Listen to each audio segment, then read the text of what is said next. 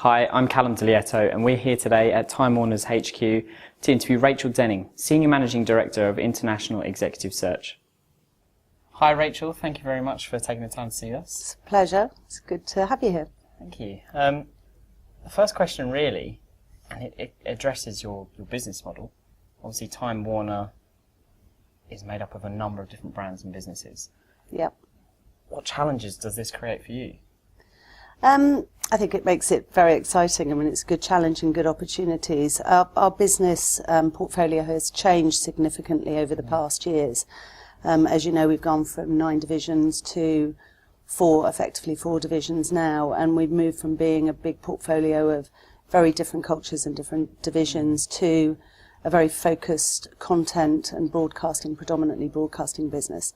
So for us, that provides lots of opportunities. We still have a different diversity and different cultures within our businesses, but we have a much stronger focus on content. So it brings us lots of opportunities, I would say. And you mentioned culture briefly there. How do you keep like a consistent culture across the different brands? In terms of what we do and how we support the businesses, it's a very good question. I mean, our cultures, as I say, because we are now more of a pure content business, that helps a little bit. But yes, our cultures do vary, maybe not as significantly as they have done in the past with the bigger portfolio. What we do, and when we're bringing senior people into the business, which is our job, and that's what we do on a day-to-day basis, we really look at the values, the core values across Time Warner as a whole. They're very, very similar in each of our divisions. We have leadership expectations, so we know, that we're looking for strategic thinkers, game changers, and various different sort of aspects of leadership. So that culture runs through our divisions. The big culture changes for us are across the international portfolio. Yeah, I can imagine. We've worked across 30 plus countries, and the cultures do vary quite significantly from region to region and territory to territory. Well, being a broadcasting company, media company, of all the sectors, it's one of the most rapidly changing. So how do you, when you are recruiting this top talent, how do you sort of accommodate that change, really? Yeah, I think, again, and I'm sure we'll talk about the benefits of being in-house and being close to the business, but that really, really helps us when we're looking at, the fast-changing media environment. Yeah. I mean, all the people within my team and my colleagues across the pond in New York are very, very established media executives, so they know the business anyway, but because we're on the ground and because we're very, very close to the senior executives who are running the business on a day-to-day basis, we're proactively looking at what those changes will be.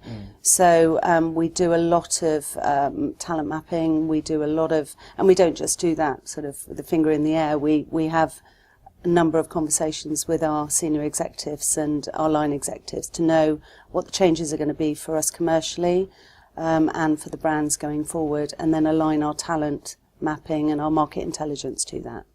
And does that include, I guess, a lot of analytics and things like that? Yeah, I mean, analytics, of course, and data analytics are very important in any aspect of any business, but, it's more about the relationships, it's more about the fact-finding, it's more about staying in touch. I mean, myself and my team attend sort of town halls that presidents, CEOs are having, so we're not only looking at the results and what's happening on a current day basis, but we're also looking at what they're or seeing what they want to do in the future. Yeah. When you are looking for these senior executives, obviously, when you are trying to sort of combat change and also get the culture, but what else are you particularly looking for in terms of maybe experiences or skill sets from these individuals when you bring them into the company? I mean, again, it goes back to the core values. For sure, there are leadership expectations are the same across those senior executives. One of our challenges, again, with international is because we have such a big portfolio across international, different territories, different countries, many of the roles that we're working on are very different with regard to the technical ability and the skills. So there's not one sort of cure for all in terms of these are the skill base that we're looking at. But really at the more senior level, and we are very good, and the team are exceptionally good, particularly the research team, at focusing on the sort of individuals that we need for that role, the right skill, background, technical experience, etc. So once we've ticked that off the list, and of course there are ways of us checking that, but once we've ticked that off the list, we're really looking at, again, those core leadership values. So the strategic thinkers, the risk takers, somebody who is going to be strong on the interpersonal relationships, the leadership skills. Relationships are very, very key within our business, as they are in any. So we want people that are going to be collaborative and are going to be working well across a matrix organisation. I imagine with that sort of emphasis on the relationships, there's probably, you're naturally going to have, when you're over a number of different countries, you're going to have a good internal talent pool. So when you're recruiting, is there a lot of benchmarking? Are you comparing that internal talent, and what's the kind of gut feel ratio, would you say, between sort of internal hires and external hires when you are appointing these? Yeah, very, very good question. I get asked it a lot because I think people, when they look at our in-house function, they assume that we're only looking at external talent, and that's absolutely not the case. We're looking at both internal and external talent. We have around 30,000 employees within our business, and we have exceptional talent within our business. We're the number one studio, we're the number one brands across all our businesses. So of course it makes absolute sense for us to look internally as well as externally. But what we do is, when we take a brief, we will do exactly what an external search company would do, and we look at everybody who's out there, both internally and externally, and we have ways of sourcing internally as well as externally. We have rules of engagement, so we can't just pick up the phone to a CFO in one business and say, hey, we've got a great CFO role in another business, because that will cause us problems. But we have rules of engagement that mean that we do have the opportunity to, of course, know who those individuals are, but also to speak to them about the opportunities.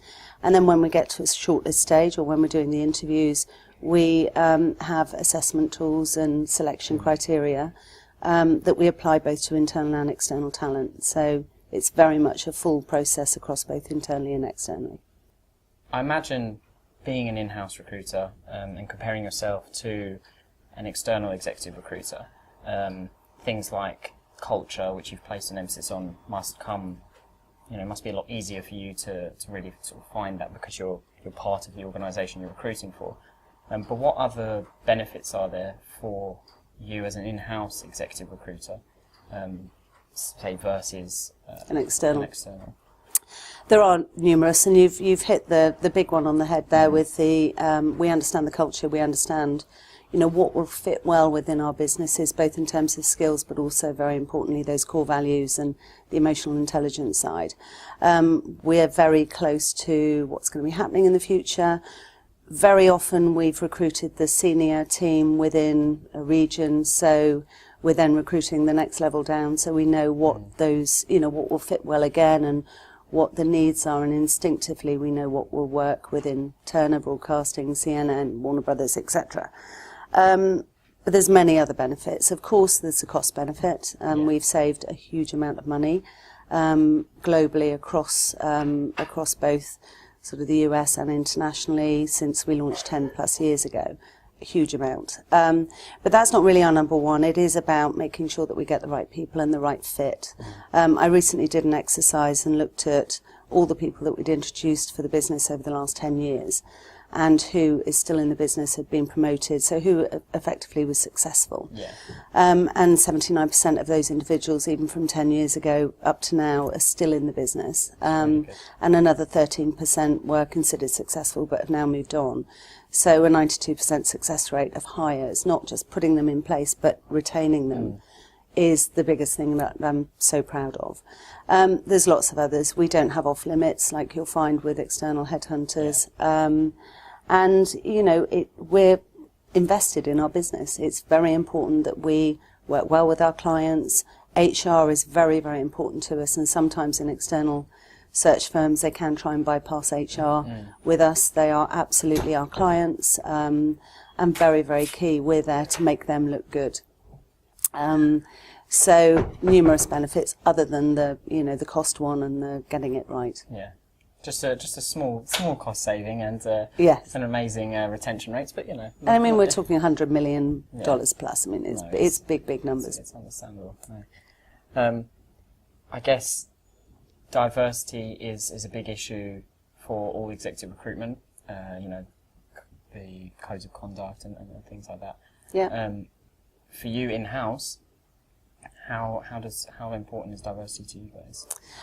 Diversity is essential. I love an analogy that a previous CEO had given, which is if you want to choose the best football team in the world, you want to choose from everybody possible in the world, as opposed from choosing from a small team.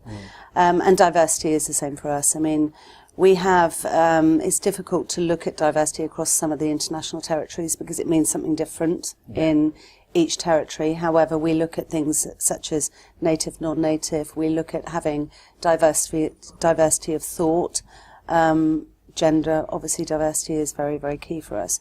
So it's essential. We want to make sure that we have as big a mix as possible within our business and that it reflects our business and our customers as well. And there's many, many stories and examples I could give you where diversity has really been a great success for us, both in the US and internationally. Well, thank you very much for taking the time to speak with us. I think what you're doing is not done enough. So it's nice to hear how it's benefited you guys, and good luck in the future. Pleasure. Thank you very much. Thank you.